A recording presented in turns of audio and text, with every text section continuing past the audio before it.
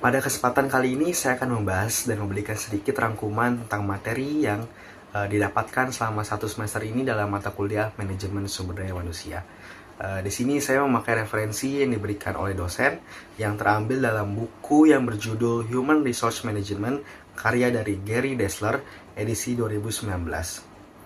Oke, langsung saja kita masuk ke penjelasannya. Pada bagian pertama, di sini Dessler membahas tentang pentingnya sebuah HRM. Di sini, Dessler menjelaskan bahwa manajemen sumber daya manusia atau HRM adalah elemen strategis yang membantu organisasi dalam mencapai keunggulan yang kompetitif.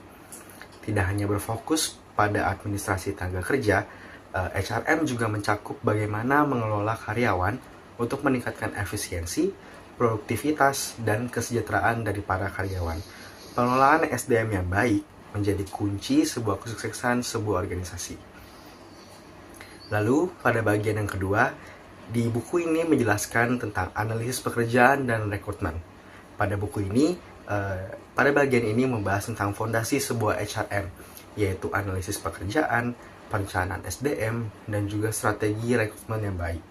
Analisis pekerjaan membantu sebuah organisasi memahami kebutuhan posisi yang diperlukan.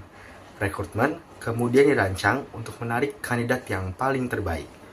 Dessler menyoroti pentingnya teknologi digital, media sosial, dan employer branding untuk menjangkau talenta yang berkualitas. Lalu, pada bagian yang ketiga, di buku ini membahas tentang seleksi karyawan. Proses seleksi karyawan juga dibahas secara detail di sini. Proses ini meliputi wawancara, tes kemampuan, hingga penggunaan teknologi seperti Application Tracking System atau ATS, seleksi yang efektif memastikan organisasi mendapatkan karyawan yang sesuai dengan budaya perusahaan dan tuntutan pekerjaan. Lalu, di bagian yang keempat di sini membahas tentang pelatihan dan sebuah pengembangan.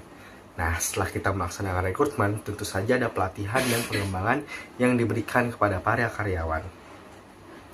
Nah, rekrutmen, pelatihan, dan pengembangan ini menjadi langkah berikutnya yang sangat penting. Dalam metode ini, contohnya seperti pelatihan berbasis kelas, on-job training, dan juga e-learning menjadi cara untuk meningkatkan kompetensi karyawan. Dessler di sini juga menekankan pentingnya pengembangan karir untuk membantu organisasi beradaptasi dengan perubahan teknologi dan kebutuhan pasar. Nah, selanjutnya di sini membahas tentang evaluasi dan bagaimana manajemen kinerja. Nah, di buku ini juga membahas tentang manajemen kinerja. Dessler di sini menjelaskan cara mengukur kinerja secara objektif dan juga memberikan umpan balik yang konstruktif. Nah, sistem penghargaan berbasis kinerja, baik finansial maupun non-finansial, menjadi alat yang sangat penting untuk memotivasi karyawan dalam mencapai hasil yang paling terbaik di sebuah organisasi. Nah, lalu di bagian yang ke-6 di sini membahas tentang hubungan sebuah industrial dan juga hukum ketenagakerjaan. Nah, di bagian ini, bab ini membahas tentang hubungan industrial dan hukum ketenagakerjaan. Dessler menekankan pentingnya memahami regulasi ketenagakerjaan untuk menciptakan hubungan yang harmonis antara manajemen dan juga karyawan. Selain itu, isu keberagaman, inklusi, dan manajemen konflik dibahas untuk menciptakan lingkungan kerja yang adil dan baik. Nah, di bagian yang terakhir di sini membahas tentang tantangan dan tren masa depan dari SDM. Nah, di sini Dessler membahas tentang tantangan dan tren masa depan HRM seperti globalisasi, teknologi, dan perubahan demografis yang memaksa sebuah organisasi ini untuk berinovasi. Nah, dengan perencanaan strategis yang tepat dan baik, tentu saja HRM dapat membantu organisasi untuk tetap dapat kompetitif di era perubahan yang sangat cepat dan makin berkembang pada era saat ini. Sekian penjelasan yang saya dapat berikan pada kesempatan kali ini yang membahas tentang materi yang saya dapatkan selama satu semester ini di mata kuliah Manajemen Sumber Daya Manusia yang saya ambil referensinya dari buku Gary Dessler yang berjudul Human Resource Management edisi 2019. Terima kasih. Di sini saya akan menjelaskan materi yaitu mengenai Fundamental of Human Resource Management. Jadi yang pertama-tama kita masuk ke definisinya dulu. Apa sih manajemen sumber daya manusia atau SDM? Itu adalah proses yang melibatkan pengelolaan orang dalam suatu organisasi untuk mencapai tujuan strategisnya. Yaitu saya mengambil beberapa referensi seperti dari buku Fundamental of Human Resource Management karya dari Gary Dessler, yaitu dijelaskan dengan detail mencakup sebagai fungsi dan prinsip yang mengarah pada peningkatan kinerja organisasi, yaitu melalui pengelolaan yang efektif terhadap tenaga kerja. Itu terbagi menjadi beberapa bagian. Yang pertama, definisi dan peran manajemen sumber daya manusia. Manajemen SDM adalah pendekatan sistematik untuk merencanakan, mengarahkan, dan mengontrol semua aspek yang berkaitan dengan pekerja dalam suatu organisasi. Manajemen SDM ini tidak hanya berfokus kepada rekrutmen dan pelatihan, tetapi dia juga berfokus seperti menciptakan lingkungan kerja yang kondusif, menangani hubungan industrial, serta menjaga kepatuhan terhadap hukum ketenaga kerjaan. Kedua, ada fungsi-fungsi dari manajemen SDM. Beberapa fungsi utama dalam manajemen SDM ini saling terkait untuk mendukung kinerja organisasi secara keseluruhan.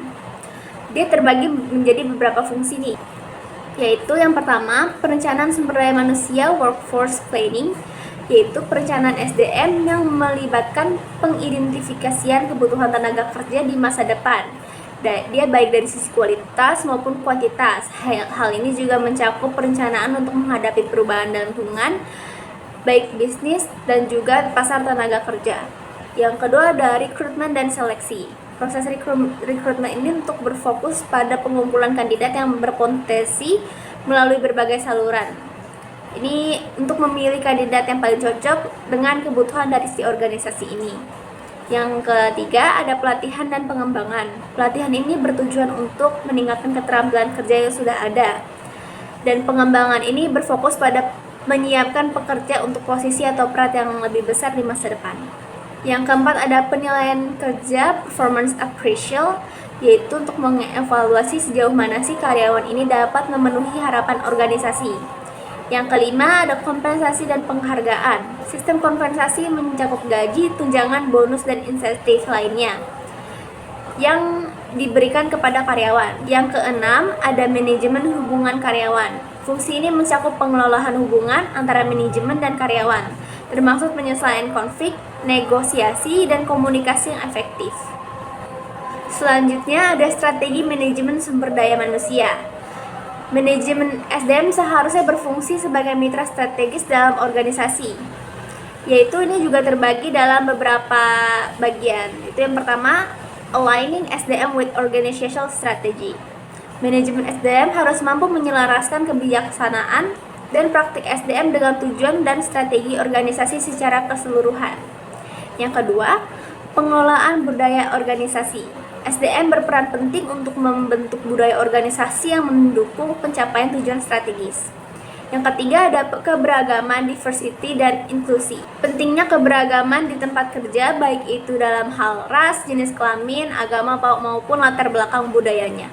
Selanjutnya ada tantangan dalam manajemen SDM, yakni meliputi globalisasi, teknologi, perubahan demografi, dan juga keseimbangan kehidupan kerja atau work-life balance. Selanjutnya ada etika dalam manajemen sumber daya manusia. Etika ini sangat penting untuk menjaga kepercayaan dan hubungan baik antar karyawan dan organisasi. Manajemen SDM juga harus bersikap dengan integritas, adil dan transparan dalam semua keputusan yang melibatkan karyawan. Yang keenam, tren dan isu terbaru dalam manajemen SDM. Seperti dari referensi buku yang saya ambil, yaitu dia mengulas tren terbaru dalam manajemen SDM, seperti penggunaan teknologi HR atau HR Tech, otomatisasi proses SDM, penggunaan big data untuk analisis SDM, dan meningkatnya fokus pada well-being karyawan. Maka dari itu bisa disimpulkan bahwa SDM ini bukan hanya tentang mengelola orang, tetapi juga berkontribusi langsung terhadap keberhasilan strategis dan keberlanjutan dari suatu organisasi. Dengan menerapkan praktik terbaik dan terus beradaptasi dengan berbagai tantangan dan perubahan dari lingkungan, manajemen SDM dapat mendukung pencapaian tujuan organisasi secara efektif.